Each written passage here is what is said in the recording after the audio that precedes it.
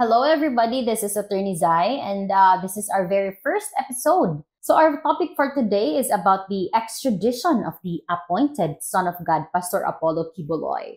So, for everybody's information, no, Pastor Apollo Kibuloy or Apollo Carion Kibuloy, he is the pastor, the founder, and leader of Kingdom of Jesus Christ or KOJC. And based on this website, he founded KOJC in 1985 and proclaimed himself as the appointed Son of God and the owner of the universe. Wow. So anyway, I think everybody is already aware that Pastor Apollo Kibuloy he is facing multiple cases both in the Philippines and in the United States. That's why he has this extradition cases not filed here in the Philippines. So he is being in the United States, he was indicted for sex trafficking, labor trafficking, money laundering, and fraud. And in the Philippines, he's also being prosecuted for almost the same offenses, no, for child abuse, sex trafficking, human trafficking, and even fraud, almost similar with the cases filed in the United States. So there's a lot of concern regarding the case of Pastor Apollo Kibuloy because his case is actually quite unique, no? It raises a lot of legal questions. There's ambiguities or if not irregularities on how are we going to handle his extradition case because in the Philippines, we only have limited jurisprudence or cases discussing or governing extradition, no? And in fact, if I'm not mistaken, the most recent one is the case of Government of Hong Kong versus Munoz. This was decided in 2016. And in this case, the Supreme Court reiterated the guidelines or the requirements on when an extradition may be filed or when an extraditee may be extradited. Okay, so let's talk first about the issues surrounding the case of Apollo Kibuloy, no? So for me, this case of Apollo Kibuloy, it can be considered somehow unique or sui generis, char.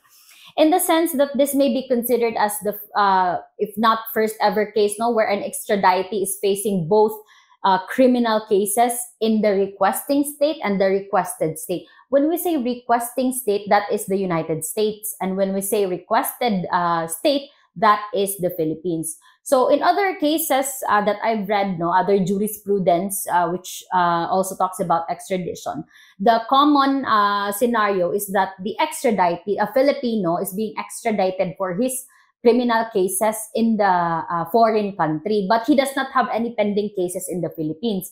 However, the case of Pastor Apollo Kibuloy is quite unique because he is facing both criminal cases in the Philippines and outside the Philippines. So how are we going to handle that? So if we're going to make reference to the extradition treaty between the United States and the Philippines and the Philippine extradition law, both laws are actually silent on how are we going to handle the case of Pastor Kibuloy. In fact, there's a lot of questions circulating online. So what are we going to do? Should we surrender Apollo Kibuloy to the United States first before we prosecute him in the Philippines? And some actually argue that we should prosecute him first here in the Philippines before we surrender him to the United States. So which is correct? So let's refer to Article 11 of the United States and the Philippine Extradition Treaty. So in my opinion, no, Article 11 talks about temporary surrender and deferred surrender. So they are actually different. So let's discuss first paragraph 1. It states here that if the extradition request is granted in the case of a person who is being prosecuted or serving sentence in the territory of the requested state, the requested state may temporarily surrender the person sought to the requesting state for the purpose of prosecution.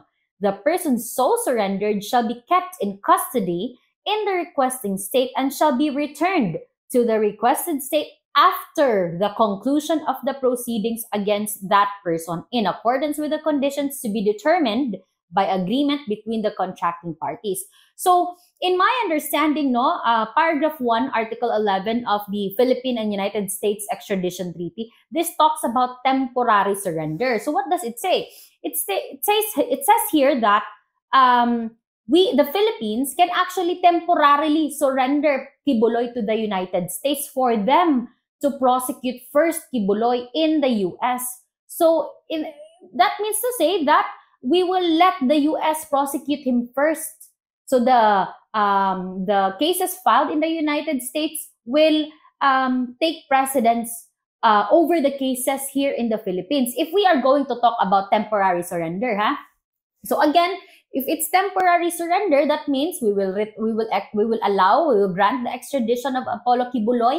We will surrender him to the United States for him to be prosecuted there, and after, he will be returned to the Philippines, and that's the time that we will prosecute him for the criminal cases filed or that is pending here in the Philippines. Now, if we are going to proceed with paragraph 2 of Article 11 of the Extradition Treaty, it states here that the requested state may postpone the extradition proceedings against a person who is being prosecuted or who is serving a sentence in that state.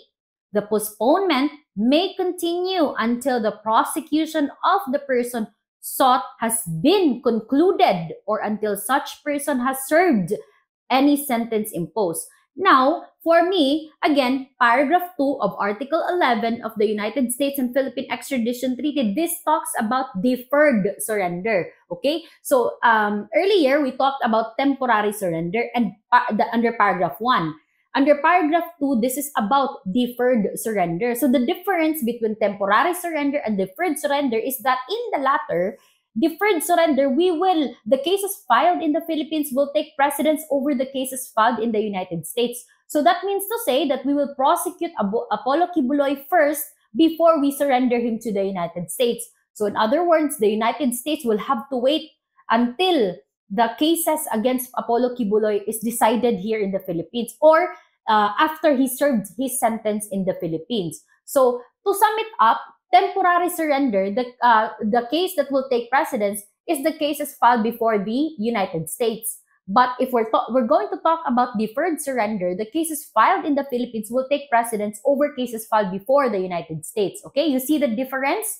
So the problem here now is who will determine whether we will grant temporary surrender or we will grant deferred surrender. So that's the issue. I'm not sure if it's ambiguity or irregularity, no? Because the law is silent. The law did not provide, or the treaty rather, did not provide as to who has the discretion or who will decide whether to grant temporary surrender or to grant deferred surrender. So I think this is a good topic, no, or discussion that our Congress should discuss in aid of legislation. And maybe they should revisit the Philippine extradition law and provide amendments, set parameters or guidelines or requirements on how are we going to go about cases such as the case of Pastor Apollo Kibuloy.